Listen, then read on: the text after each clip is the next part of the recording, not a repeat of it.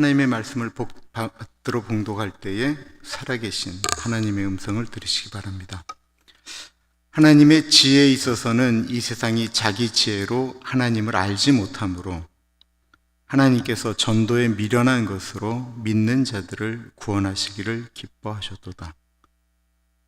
그가 어떤 사람은 사도로, 어떤 사람은 선지자로, 어떤 사람은 복음 전하는 자로, 어떤 사람은 목사와 교사로 삼으셨으니 이는 성도를 온전하게 하여 봉사의 일을 하게 하며 그리스도의 몸을 세우려 하심이라. 우리가 다 하나님의 아들을 믿는 것과 아는 일에 하나가 되어 온전한 사람을 이루어 그리스도의 장성한 분량이 충만한 데까지 이르리니. 아멘. 너무 이렇게 잘 채워주셔서 너무 감사드리고 전도부에서 잘 준비해 주셔서 정말 감사합니다. 그 전도 설교에 두 가지가 있는데요. 하나는 예수 안 믿는 분들에게 이렇게 전하는 설교 있잖아요. 그는 제가 되게 많이 했었어요. 농촌 전도로 워낙 많이 갔었기 때문에 그런 때마다 했는데, 오늘은 전도에 대한 마음을 이렇게 일으켜야 되는 거잖아요. 근데 전도가 이렇게 마음속에 부담을 갖는 일이다라는 것은 분명히 맞는 것 같아요. 에베소서는 예수 그리스도에 대한 이야기, 그래서 기독론이라고 그래요. 기독론. 그리고 교회는 어떻게 구성되어지는가, 교회에 대한 얘기를 하기 때문에 에베소서는 두 가지, 기독론과 교회론의 핵심이 에베소서라고 이야기하는데, 그 교회라고 하는 것을 이야기하면서 한 몸이라고 하는 표현이 계속해서 나와요. 우리를 성령이 한 몸으로 만드셨다라는 표현과 더불어서 우리 사람들은 여러 가지로 나뉘어져서 일을 한다라는 것입니다.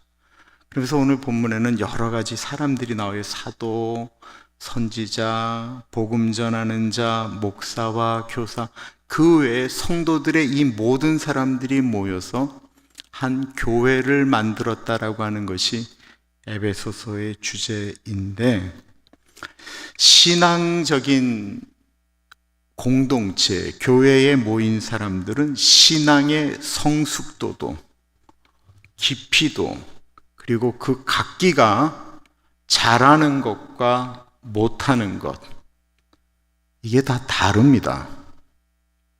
가끔 교회에 이렇게 어떤 것들을 본인의 기준으로 얘기를 하는 분들이 종종 있어요. 그건 교회를 잘 모르기 때문에 그러는 거예요.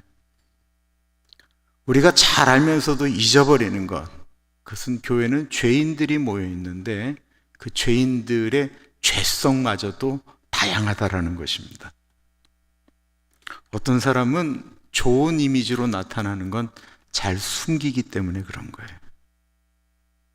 웃지들도 않으시네. 전도도 마찬가지예요. 전도를 한다라는 것이 모든 사람에게 부담이 있는 것 같은데도 어떤 분들은 이 전도를 하고 나가는 것이 훈련되어져서라기보다는 그게 부담이 없는 분이 있어요.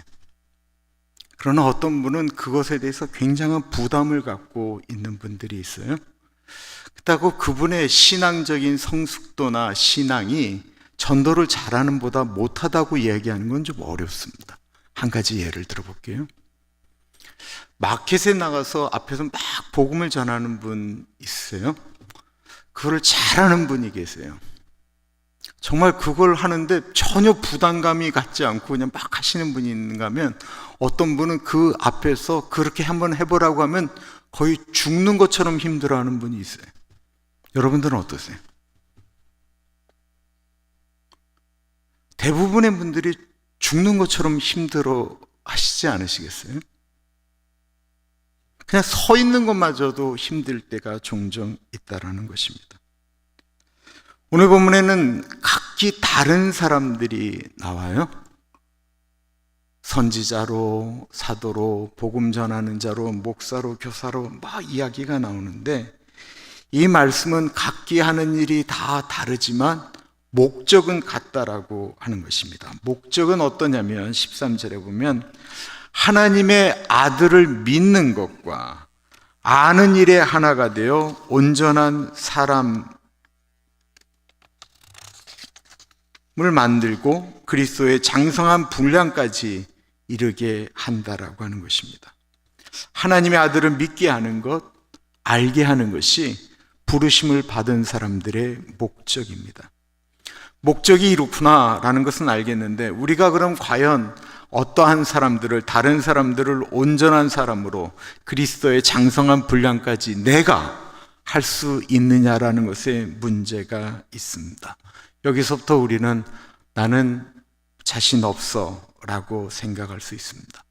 나는 성경적인 지식이 부족하기 때문에, 나는 성격적으로 복음을 전하는 것이 어려워서, 지금까지 내가 행동했던 행동들이 있는데 내가 어떻게 내 주제에 예수님을 전하겠어 라고 생각할 수도 있습니다. 우리가 걱정하는 것은 우리가 예수님을 믿게 하고 알게 하고 그를 통해서 구원받게까지 하겠다라고 하는 것에 대한 부담입니다. 그거는 양육이고 성장입니다. 전도는 예수님이 구원자이시다라고 하는 것을 이야기하는 것과 그분 앞에 그냥 갖다 놓는 거예요. 아까 우리가 불렀던 찬양 중에 씨를 뿌리고서 나지 아니할까? 그거 우리의 영역이 아니다라는 거예요. 요한복음에는 친구들에게, 형제에게 예수님을 소개한 사람 안드레와 빌립의 이야기가 나옵니다. 이 두 사람은 모두 예수님에게 나다나엘을 데려오고 베드로를 데려올 때 성경 구절이나 어떤 교리를 이야기하지 않았습니다. 이들이 했던 것은 요한복음에 딱 그냥 이렇게 나와요. 와 봐라. 사실 안드레와 빌립은 그들의 상태는 어쩌면 우리보다도 훨씬 더 예수님을 몰랐던 상태였습니다. 근데 예수님을 보고는 너무 좋으니까 안드레는 형 베드로에게 와 봐라 라고 얘기를 했습니다. 나다나엘이 빌립에 대해서 여러 얘기를 하자 빌립도 나다나엘에게 그냥 얘기했어요. 와 봐라. 우리가 가족들에게, 우리 친구들에게, 우리가 사랑하는 사람들에게 할 수 있는 것은 와 봐라 라고 하는 것입니다. 그것만 해도 그 전도라고 이야기할 수 있습니까? 그 다음에 우리가 물 주고 우리가 그것도 다 해야 되지 않겠습니까? 이렇게 생각을 하는 순간 전도는 어려워져요. 그러나 우리가 최소한 우리가 사랑하는 사람이라고 한다면 그 사람에게 와봐라라는 이야기 정도는 우리는 꼭 해야 됩니다. 우리가 만약에 그를 정말로 사랑한다면.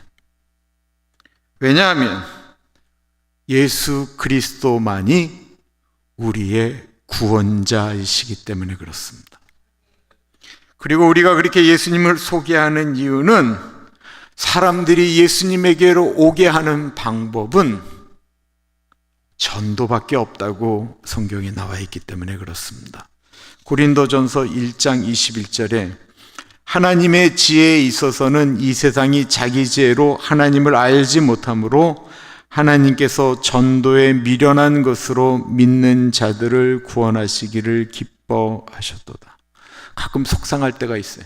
하나님 그냥 텔레비전이 다 꺼져 있는데도 갑자기 하나님 빡치작 해서 그냥 텔레비전이 온 지구상에 딱 켜지고 거기서 그냥 예수님이 짠하고 나타나셔서 내가 구원자다 이 한마디만 하시면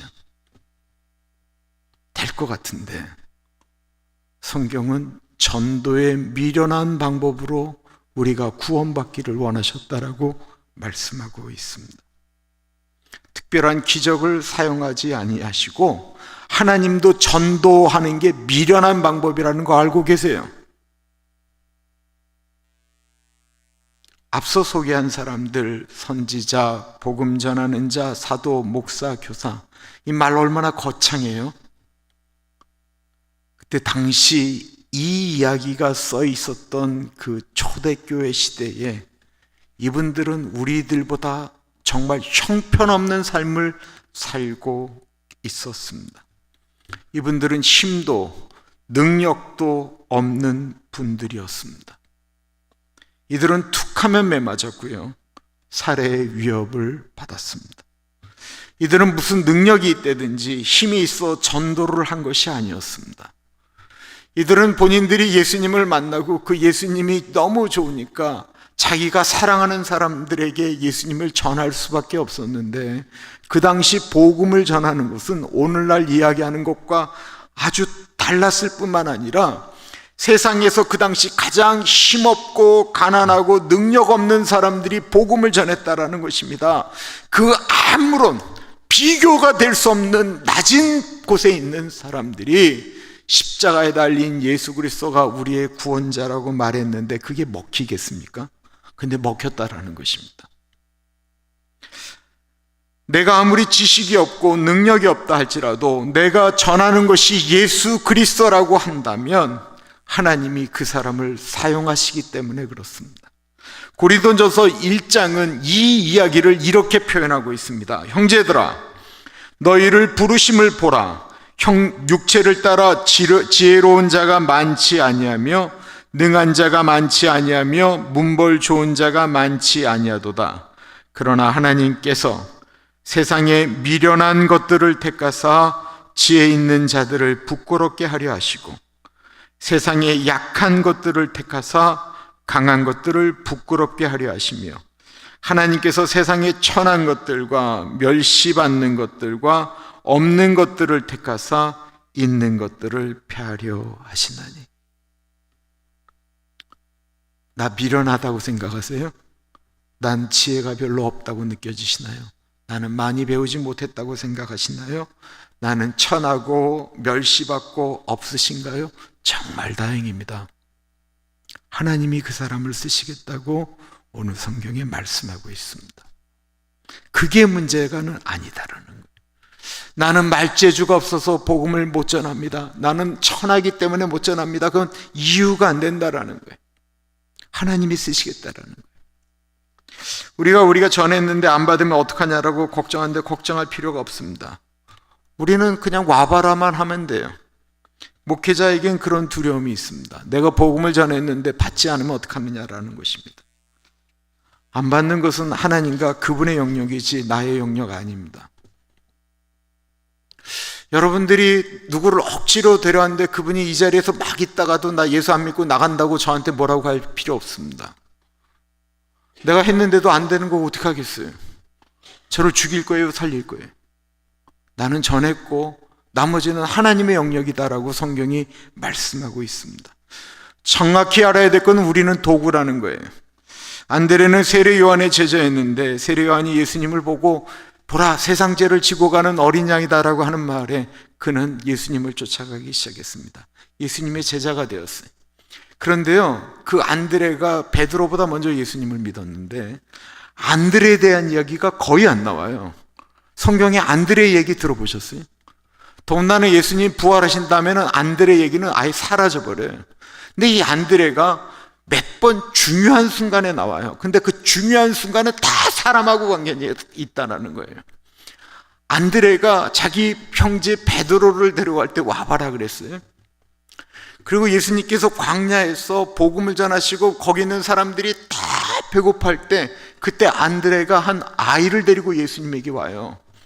예수님이한테 물고기 2마리와 보리떡 5개가 있습니다. 그 얘기를 안드레가 해요. 헬라인들이 예루살렘에 예배를 드리러 올라갔다가 소문을 들어요. 예수님에 대한 소문을 듣고 이 이방인들이 예수님을 좀 만나겠다고 얘기를 해요. 그 얘기를 누구한테는 빌립한테 얘기하니까 빌립이 안드레에게 얘기를 해요. 그러자 안드레가 그 사람들을 데리고 예수님을 만나게 해요. 그때 예수님께서 그 이방인들을 만나시고 난 다음에 하셨던 말씀이 인자가 이제 영광을 받을 때가 왔다라고 말씀하세요. 한 알의 밀알이 땅에 떨어져 썩지 아니하면 한 알 그대로 있거니와 죽으면 많은 열매를 맺나니라고 하는 표현을 그때 쓰세요.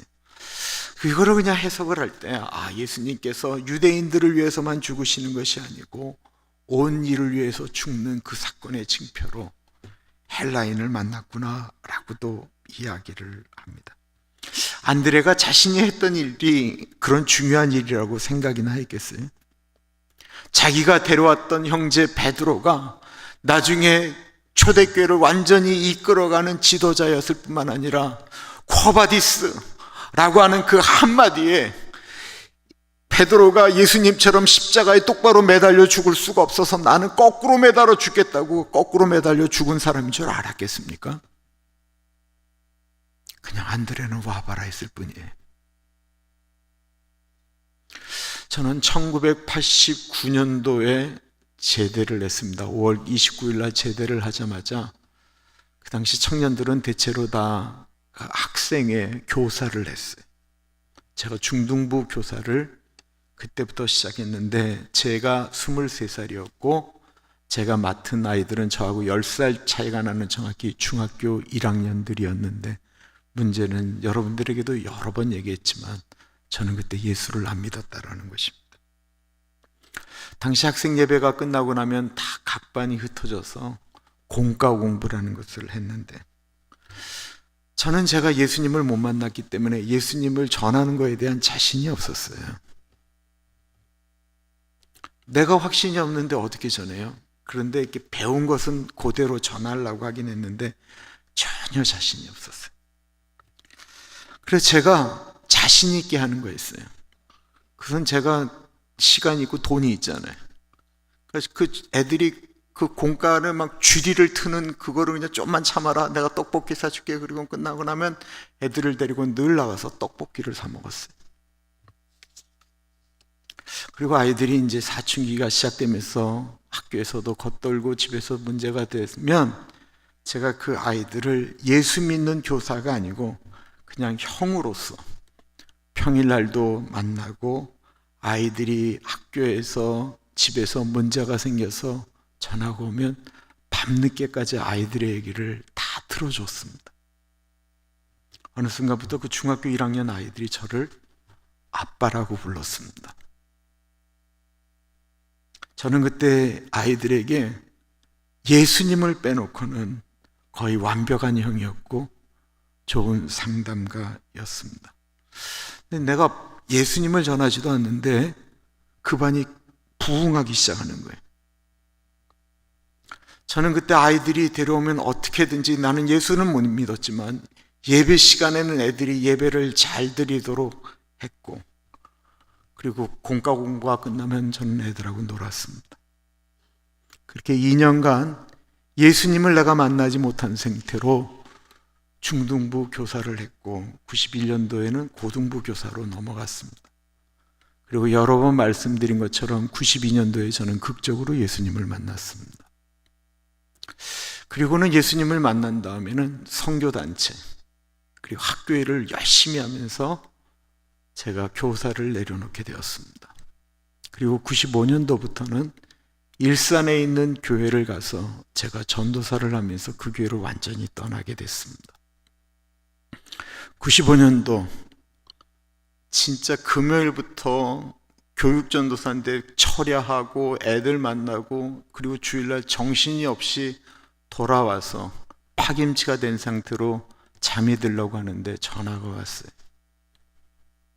은호라는 아이가 술이 잔뜩 취해갖고 저한테 전화를 했어요. 선생님, 병석이가 죽었어요. 제가 그 소리에 잠이 다 달아나고 말았습니다. 그 병석이는 중학교 2학년 때 그 은호라는 아이에 의해서 교회를 나오기 시작한 아이였는데 늘 불량한 아이 중에 하나였어요. 제가 교사를 맡는 동안 정말 교회를 열심히 나왔던 아이인데 고등학생이 되어서 교회를 떠났고 밤에 헬멧을 안 쓰고 오토바이를 타다가 전봇대를 들이받아서 그 자리에서 즉사했다라는 것입니다. 잠을 못 자고 장례식장에 갔더니 그 아이들이 그냥 이렇게 술들을 먹고 저를 붙들고 울기 시작했습니다. 그 병석이네 집안이 전혀 교회를 다니지 않았기 때문에, 그 집안이 불교 집안이었기 때문에 스님이 와서 그 장례를 집례했어요. 병석이가 죽었다는 말에 잠을 못 이루었던 이유 중에 하나는 내가 그때 예수를 믿지 않았기 때문에, 병석이에게 내가 복음을 제대로 전했는가, 그러지 못한 것에 대해서 너무 큰 죄책감, 두려움 같은 것이 저에게 막 몰려왔습니다. 거기다 그 장례식이 불교 장례식이니 제 마음이 얼마나 어려웠겠어요. 제가 잠을 못 이루고 아파할 때 하나님께서 한 장면을 아주 또렷하게 기억나게 하셨어요. 그것은 수련회 밤이었는데, 수련회 밤에 그 병석이랑 애들이 막 떼굴떼굴 굴면서 울면서 기도하는 장면이었어요. 수련회 때 애들이 그냥 막 떼굴떼굴 굴면서 막 울면서 기도하는 거예요. 그리고 그 다음날 병석이가 자기 돈을 다 털어가지고 아이스크림을 사갖고 자기 밑에 있는 동생들한테 나눠줬던 장면이었습니다. 하나님이 저에게 보여주신 장면들은 제가 너무나도 고통하니까, 마치 인철아, 네가 그렇게 아이들에게 밥 사주고 시간 내서 들어주고 큰형처럼 아버지처럼 있어줬기 때문에 병석이가 그때 예배를 드렸다라고 말씀하시는 것 같았어요. 마치 마태복음에 있는 것처럼 내가 정말로 외로운데, 내가 그때 누군가에게 의지하고 싶었는데 네가 나의 의지가 되었고 네가 나의 외로움을 풀어줬다라고 하는, 제가 언제 그랬습니까? 라고 할 때 마치 그 병석이가 예수님인 것처럼 저에게 그렇게 다가왔어요.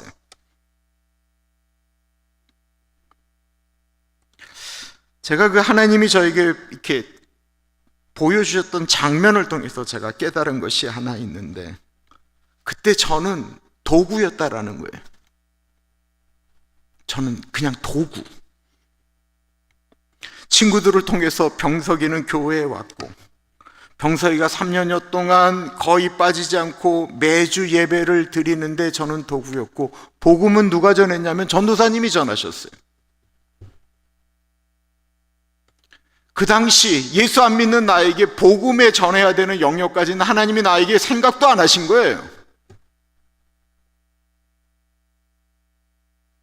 병석이가 그렇게 3년을 교회 다니면서 수련회 참석하고 복음을 들었는데, 그 아이가 구원을 받았는지 안 받았는지에 대해서 내가 감히 어떻게 얘기를 하겠습니까? 다만 하나님이 그 장면을 보여주실 때 그 아이가 예수님 영접하고 죄의 문제로 그렇게 아파하지 않았겠는가, 저는 그렇게 생각하는 거죠. 병석이 장례를 치르고 난 다음에 그 사건이 저한테는 굉장히 큰 사건이었어요. 그리고 제가 맡은 교회에서 아이들에게, 그리고 교사 선생님들에게 그 병석이와 관련된 이야기를 전했습니다. 그때 처음으로 저의 과거를 아이들에게, 교사들에게 얘기했던 것 같아요. 내가 과거에 예수님을 안 믿는 목사 아들이었고, 내가 한 것은 떡볶이 사주고 애들을 이야기를 들어준 밖에 없는데, 그 아이가 놀랍게도 3년 동안 교회를 나왔습니다. 그리고 우리는 그냥 우리가 할 수 있는 것에서 그냥 하면 되고 나머지는 우리가 예수님에게 맡겨야 됩니다. 그런데 그 영향이 있어서 그랬을까요? 제가 그 교회는 95년부터 96년까지 있었습니다. 96년에 그 교회가 엄청나게 큰 사건이 터지면서 문제가 됐는데, 70명이었던 중학생들이 제가 교회를 떠날 때 500명이었습니다. 500명. 매주 아이들은 친구들을 데려왔고, 매주 선생님들은 애들을 데리고 떡볶이를 사줬는지 뭐는지 잘 몰라요. 근데 진짜 사람들이 많이 왔어요. 나는 그거에 대한 부담감으로 나는 복음을 전했고,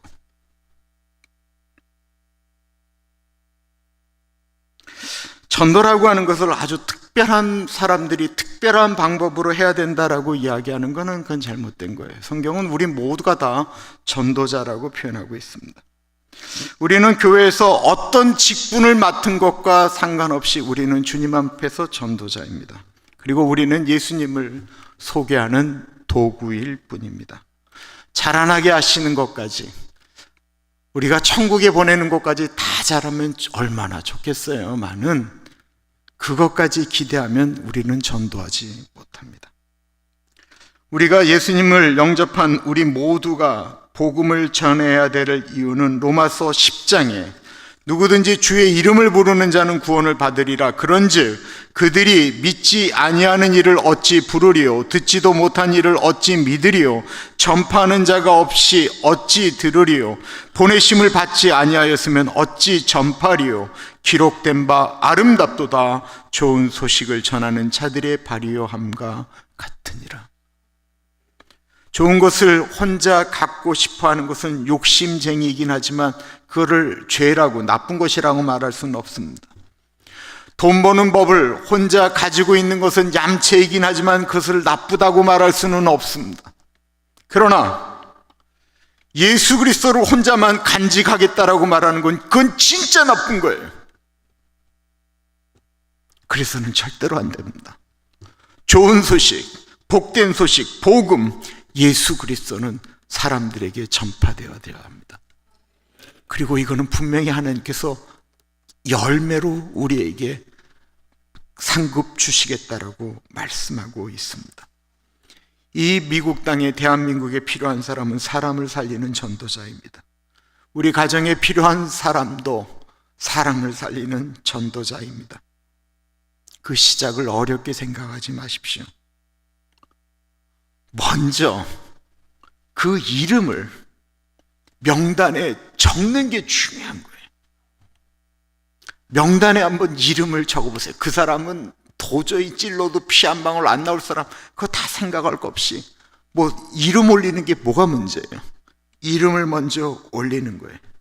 그리고 그 이름을 전도부에 제출하고 구역 식구들한테도 이야기하고, 그리고 함께 기도하기 시작하는 것입니다.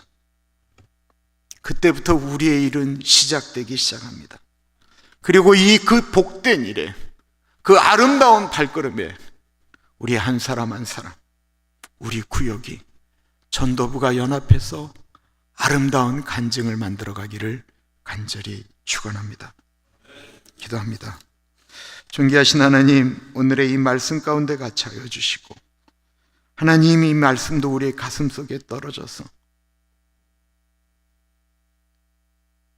하나님 우리 교회, 우리의 인생에 하나님께 드릴 열매를 만들 수 있도록, 드릴 수 있도록 주님 함께하여 주옵소서. 존귀하신 예수님 이름으로 기도드립니다. 아멘.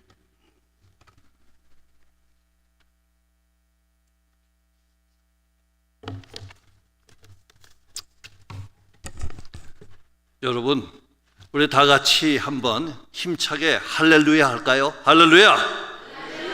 사실 저희 전도부들이 여러분들이 오는데 불편하지 않도록 비가 조금 늦게 오라고 열심히 기도했거든요. 근데 정말 좋으신 하나님께서 우리 기도 들어주셔서 지금 비가 내리네요. 여러분들 많이 오셔서 참 감사합니다. 네. 저는 전도부를 섬기고 있는 김동천 장로입니다. 네, 반갑습니다. 네. 여러분들 오늘 참 잘 오셨는데 정말 전도, 헌신 다 참 부담이 되는 얘기들이죠. 그래도 제가 잠깐 말씀을 드리고 싶습니다. 네. 하나님께서 지난 12월 초부터 한 2달 동안 저희들에게 꾸준하게 반복해서 자꾸 얘기를 하세요. 혹시 여러분들 생각나시는지 모르겠지만 제가 잠깐 말씀을 드리겠습니다. 12월 10일 주일 설교에서 김민철 목사님께서 여러분에게는 어떤 명단이 있습니까? 라는 제목으로 말씀을 주시면서 우리가 많이 익숙한 살생부 대신 사람을 죽이는, 사람을 해하는 살생부가 아닌 죽어가는 사람을 살리는 명단을 혹시 여러분들은 있습니까? 하면서 저희들에게 도전해 주셨어요. 그러면서 쉰들러 리스트를 말씀해 주셨죠. 그리고 그때 저희들이 전도부가 여러 해 전부터 기도해온 전도 인도 대상자 명단을 잠시 소개해 주셨습니다. 네. 그리고 또 한 가지 중요한 말씀은 한 사람을 구하는 것이 세상을 구하는 것이다 하는 말씀도 참 주셨습니다. 그리고 여러분 생각이 나실 터인데 새해 1월 2일 날 저녁 예배, 신년 특별 예배의 첫날 강사님이셨던 박현식 목사님이 오셔서 우리가 잘 아는 포도원에 심겨진 무화과 나무의 비유 말씀을 저희들에게 주셨어요. 그러면서 이 아름답고 좋은 이 가나안 교회에서는 풍성한 열매를 맺고 계십니까? 하고 저희들에게 물어보셨죠. 3년이 되었는데도 아무 열매를 맺지 못하는 무화과 나무를 보고 포도원 주인이 당장 이 포도나무를 뽑아버리라고 했을 때 그 포도나무를 무화과 나무를 돌보는 포도원 지기가 금년에는 그대로 두소서, 내가 두루 파고 거름을 줄이니 이후에도 만일 열매를 맺지 못하면은 그때 찍어버리소서 하고 말씀을 하셨던 예수님의 말씀이 크게 들려왔습니다. 그리고 바로 지난 토요일 아침 토요 새벽 예배에서 문두진 목사님께서 다시 한번 그 예수님이 예루살렘으로 들어가면서 시장하셔서 무화과 나무를 보고 잎이 무성한 무화과 나무를 보고 찾아가서 무화과 열매를 먹으려 했는데 아무 열매를 맺지 못한 그 무화과 나무를 저주하는 그런 대목이 나옵니다. 그 설교를 통해서 정말 우리에게 두려운 경고의 말씀을 주셨습니다.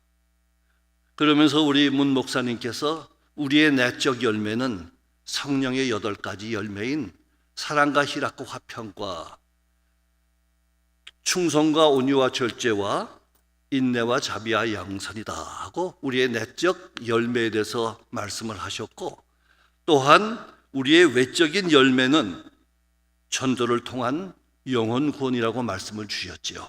네.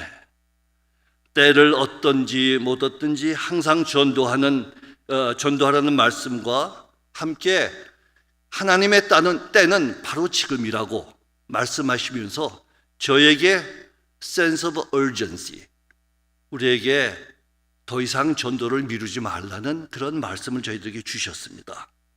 그리고 그 토요 말씀을 끝내고 나 주님의 기쁨 되기 원하네 찬양을 부를 때 제 마음에 나도 주님의 기쁨이 되고 싶습니다. 그런데 어떻게 주님이 될까요? 그거는 바로 전도가 아닐까요? 하고 주님께 말씀을 드렸습니다. 네. 여러분 잘 아시지만은 전도라는 그 뜻은 길이라는 도를 전한다는 말로서 하나님의 말씀에도 구원의 길, 생명의 길, 진리의 길을 전하는 것입니다. 전도에서 영혼을 구하는 일은 우리가 잘 아시지만은 모든 크리스천의 가장 중요한 의무이고 하나님이 가장 기뻐하시는 일입니다. 예수님께서 이 세상에 오신 이유도 그렇고 죄 없으신 예수님께서 십자가에 달려 죽으신 것도 정말 잃어버린 영혼을 구원하기 위함이었습니다.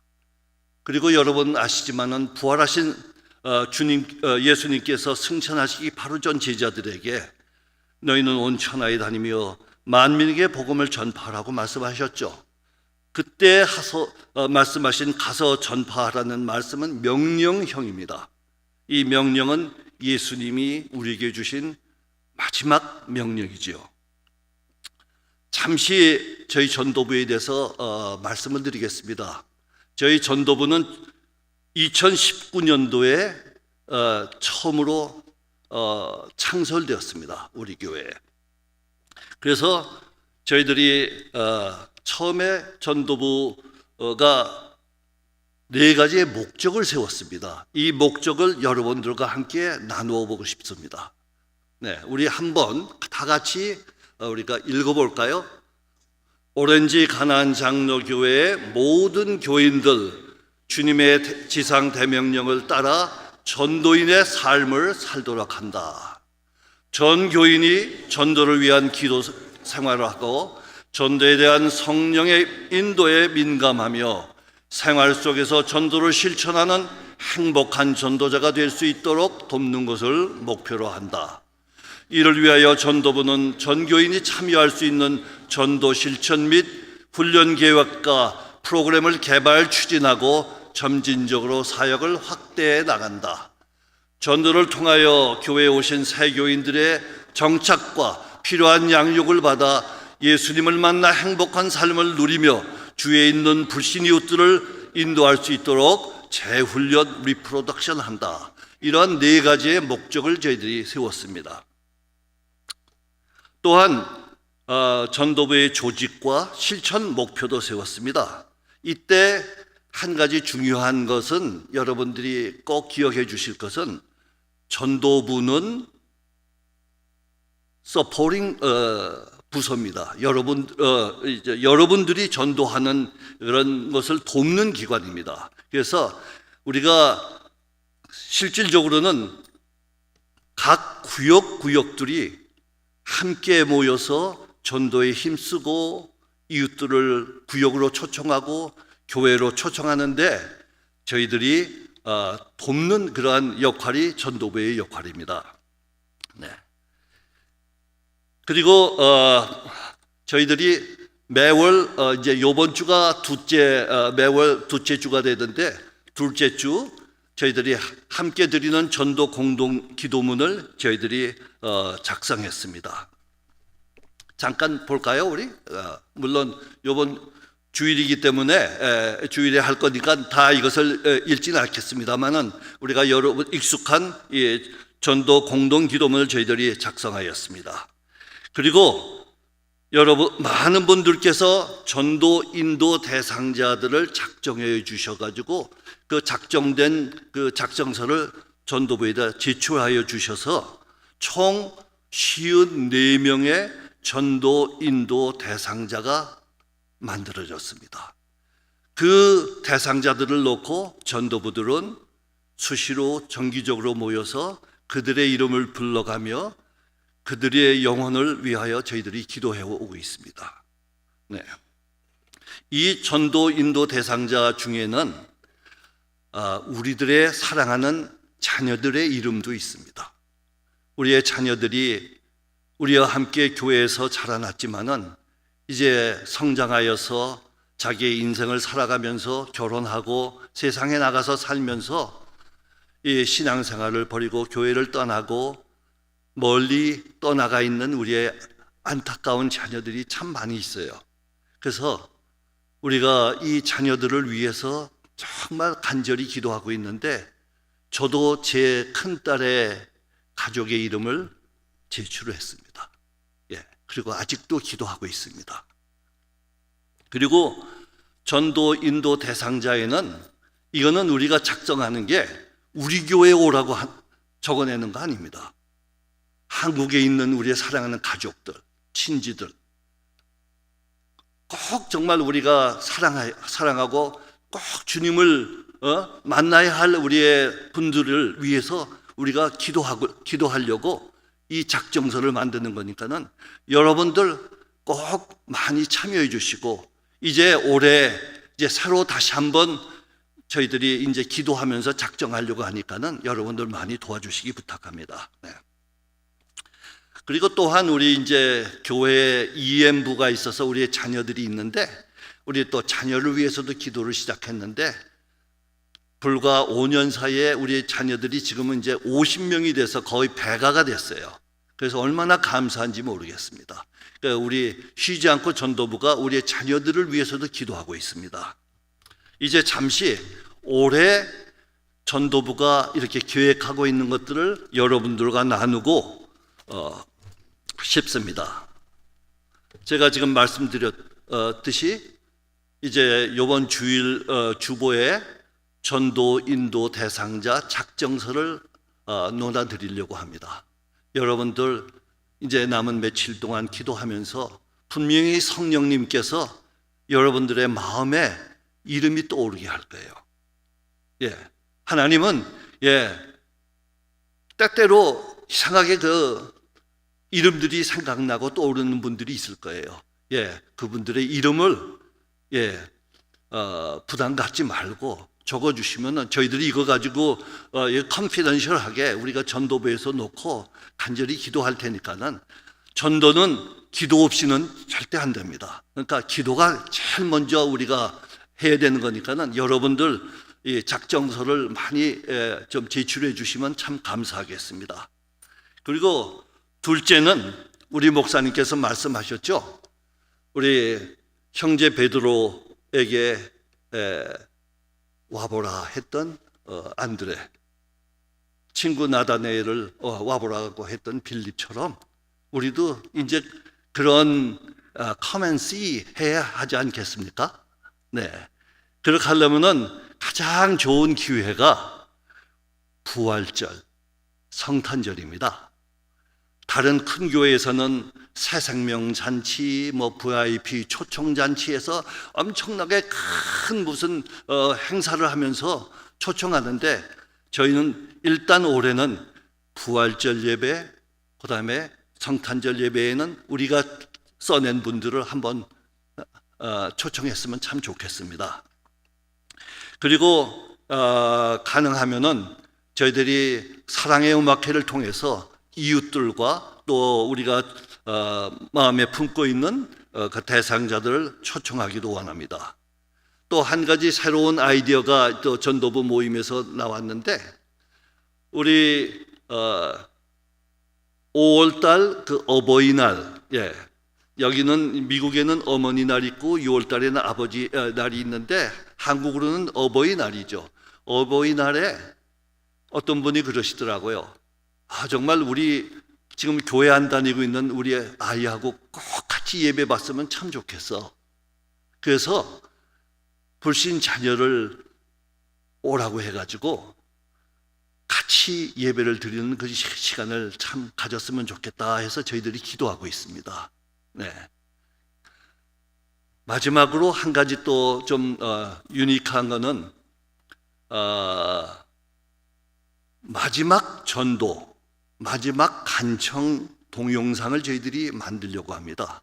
이것은 무슨 얘기인가 하면은, 저도 그동안 많은 분들에게 전도하려고 애를 쓰고 노력을 했지만 아직도 마음을 열지 않고 주님 앞에 나오지 않는 분들이 참 많이 있죠. 그래서 저희 천국 환송 예배에 저희들이 하나님께서 저희를 불러가시고 저희들이 이 땅에 남아있지 않지만은 저희들의 천국 환송 예배에 오신 분들에게 제가 나타나서 제 육성으로, 제 모습으로 그들에게 마지막으로 부탁을 드리려고 해요. 꼭 예수 믿고 우리 다시 만나자. 그런 내용이 저 마지막 전도 동영상입니다. 이거를 우리 변정우 선교사님께서 도와주셔서 이거를 지금 제작을 하려고 하는데, 여러분들 많이 이제 도와주시고 또 어버이회 어르신들 많이 참여해 주셨으면 참 감사하겠습니다. 네.